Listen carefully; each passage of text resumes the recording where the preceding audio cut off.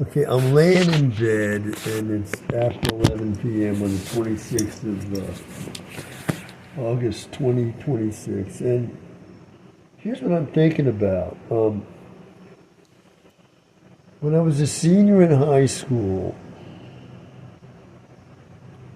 I was finally getting over delayed maturation. So, uh, this was self diagnosed delayed maturation because I essentially did not have a doctor at all. Okay? And it was clear that I was in delayed maturation because I was not maturing like the other boys my age. Now, by the time I was around 16, 17, between the ages of 16 and 17, and certainly when I hit 17, I started to grow like incredibly. And at age 17, by the time I hit 18, I was caught up, so to speak. I mean, I had gotten tall and a lot heavier, and my sexual apparatus was fully developed. And I was caught up, really, but still behind. I mean, let's face it, guys had reached my level of maturity when they were like 14. Okay, so I was 18 getting to where they were when they were 14, but I was now big, and so football had been my best sport when younger. So I was now big enough to play football. However, I had gotten this injury to my neck. Now, I believe the injury was to my second cervical spine, if I remember correctly. America's Man of the Year took an x-ray, and as I recall, he said to me that my second cervical spine was,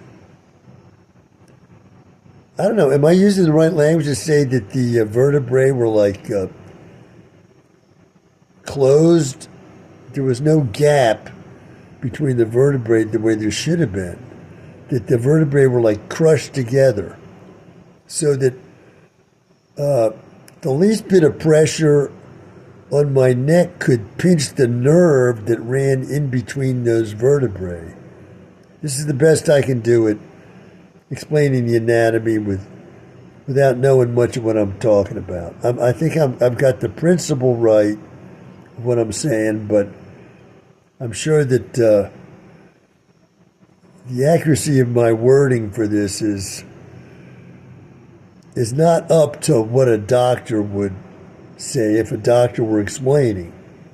Now, how this had happened, I'm not sure. In other words, I had tried to play football when I was way under the weight and sexual development of the other guys I was trying to play with. Beginning when I was a freshman, and I was in delayed maturation playing football against the guys that were, 40 pounds heavier than I was, and sexually young men when I was still a boy. So their testosterone level was just crushing me in the tackles and the other rough hitting from player to player that goes on in football. And I also played the next year when I was still like 40 pounds below everybody and still sexually undeveloped. So during those 2 years, I took so much punishment playing football from the other guys who were much bigger than I was, and it was just crushing to be playing with them. Although I did really well in spite of all that, I believe that those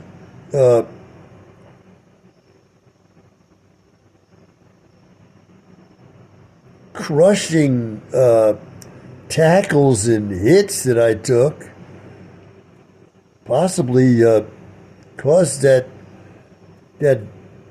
second cervical spine to close the way it did, and now I had an injury that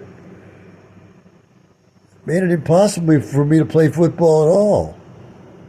Although I was in denial that that was the case. So I was now big, and I went out for the varsity football team at the high school I was attending. And I immediately started to injure that neck. And I don't know how to describe how excruciatingly painful it was to pinch that nerve. When I did, I crumpled to the ground in near unconsciousness, unable to move, and just I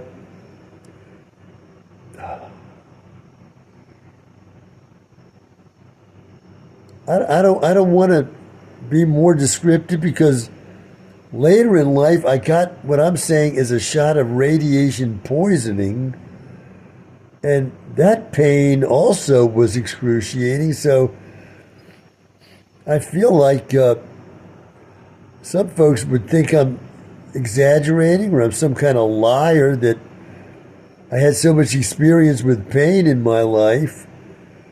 And they're going to think, we don't believe what the hell this guy's saying. This is ridiculous for someone to have had experiences like this. Well, I can't do anything about that. I'm telling the truth.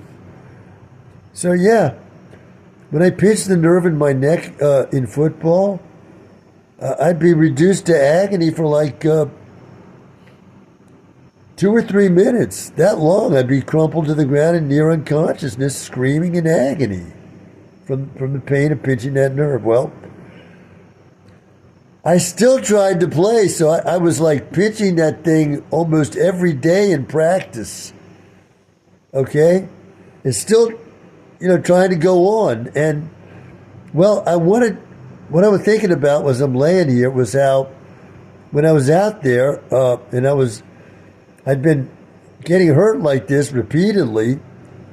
And so now I was starting to get kind of paranoid while I was out there on the field. And the violence of football had increased in its effects on my consciousness. So as I was out there and I was playing defense, when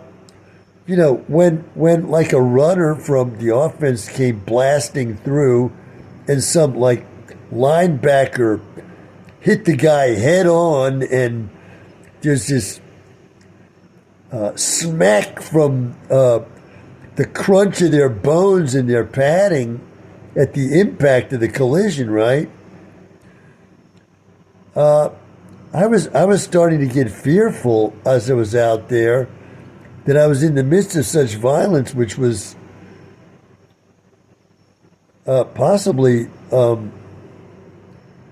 violence that could leave me paralyzed from the neck down. So I just want to say what it was like to be out there trying to play under conditions like that. When I knew I had this injury, after a while I was injuring it every day, and it was horrific to be doing that. And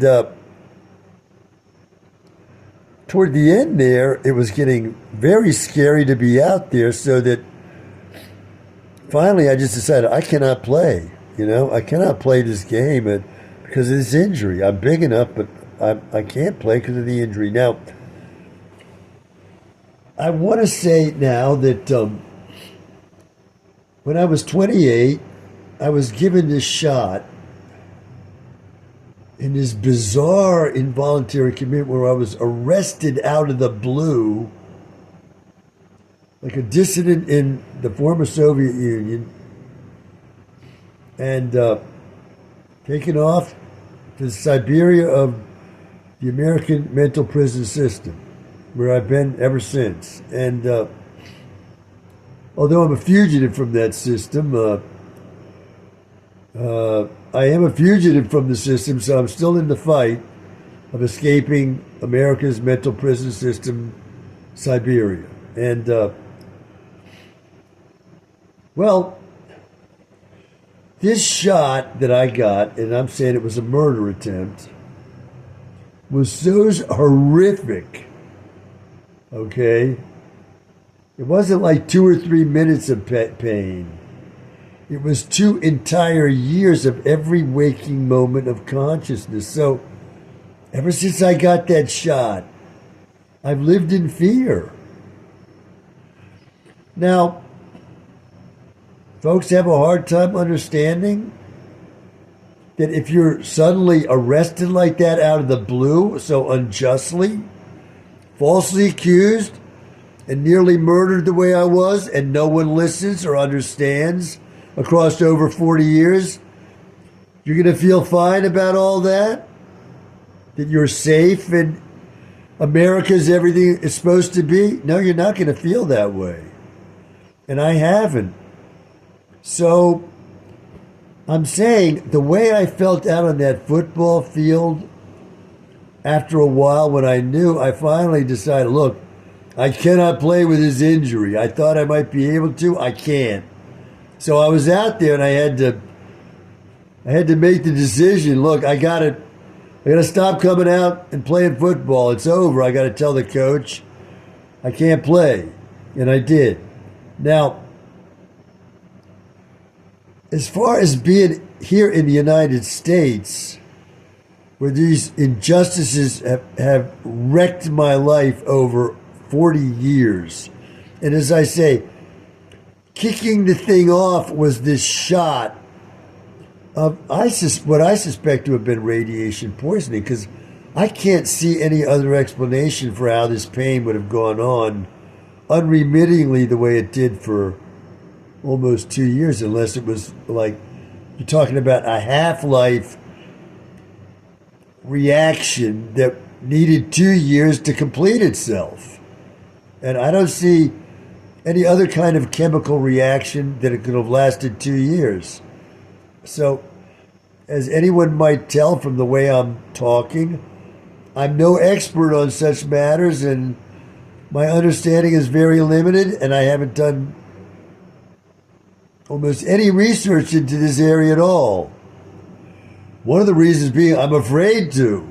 Now, as I say, this shot was so horrific, and the entire experience of being arrested the way I was, unlawfully, and then given the shot right away, which incapacitated me for like 2 years in an agony of pain.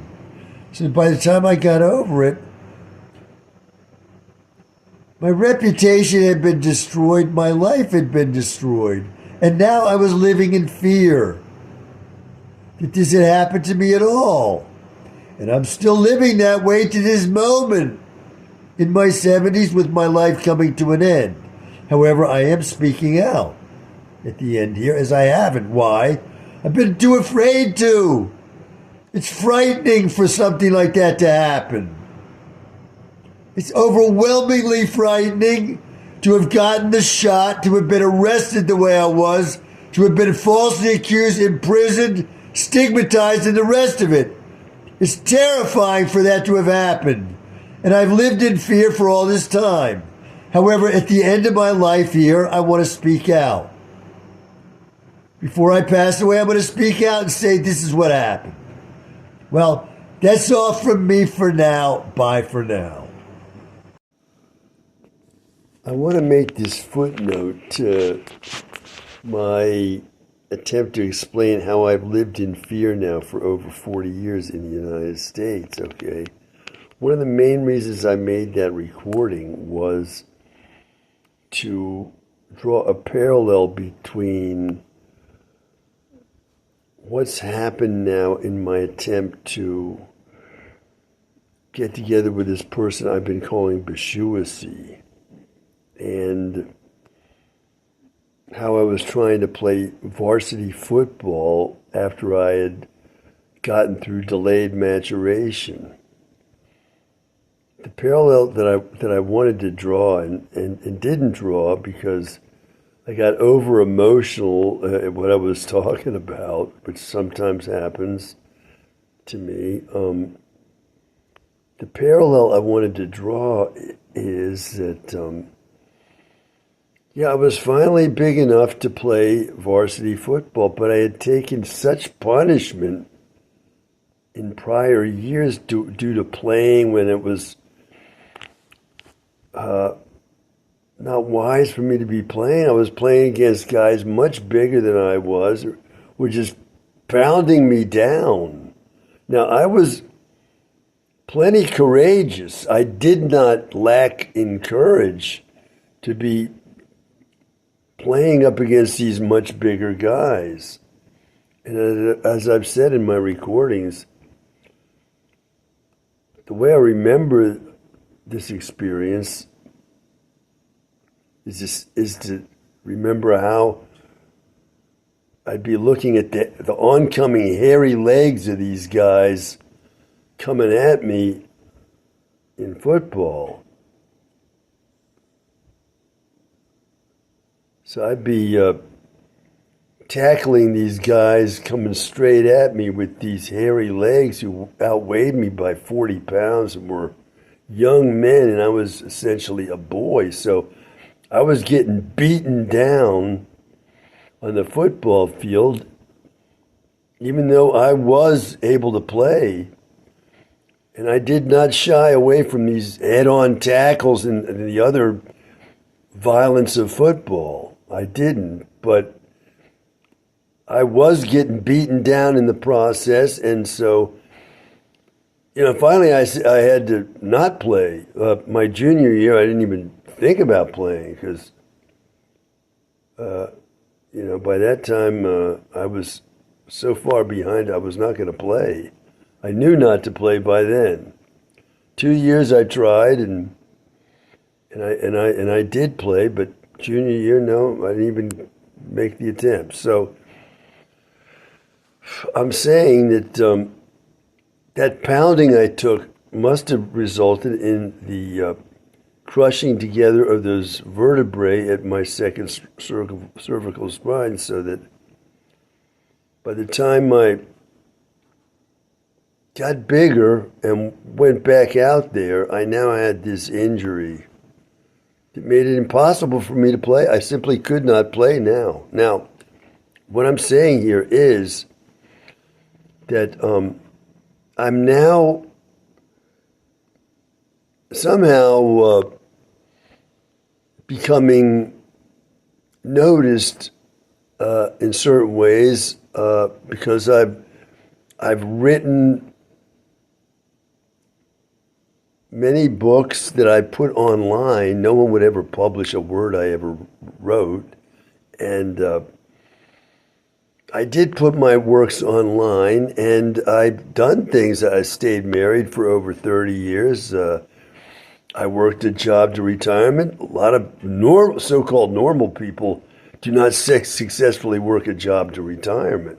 In addition, I didn't say this when I was talking about this job that I worked to retirement. I did say in the recording where I was talking about that I started at this place of employment at the lowest paid, lowest status position there, but I failed to say during the emotional turmoil I felt while talking, I'm sure that by the time I was at retirement, I was then at the highest level of pay and the highest status position I could attain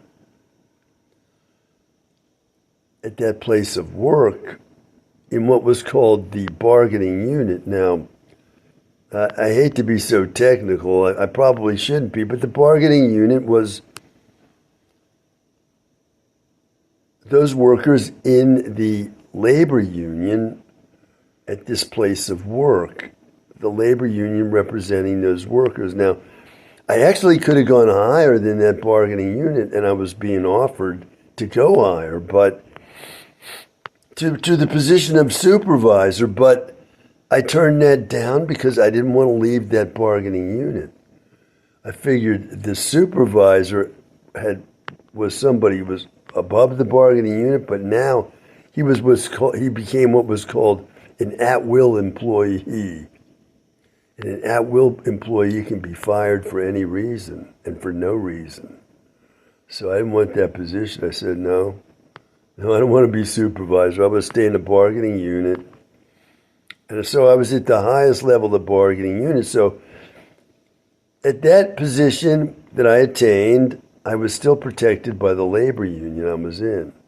And I could not be fired at will. Anybody wanted to fire me had to go through a long process. It made it very difficult for them. And I was nowhere near getting fired, okay? I was considered one of the best workers there, but still, I'm saying in this particular recording that I'm referring to here about living in fear, that I did live in fear. So, because I did, at this place of employment, I maintained complete silence, and I stayed anchored to my desk. I did not move from that desk. I did not chat with other employees. I didn't meander around and talk at somebody else's desk or do anything of the kind. I stayed at my desk and worked. And I didn't talk to anyone and about anything more than like the weather. Weather was a very safe discussion topic, and if I talked to anyone, it would be on that topic. And I've talked about this kind of thing before. Now, I don't want to get lost here from what I wanted to say. I wanted to say that now that I've filled in where I got too emotional to fill in before about how I started this place at the lowest paid, lowest status position and ended at the highest paid, highest status position. Okay. Now, I've said that, and I got to put this on pause for a second.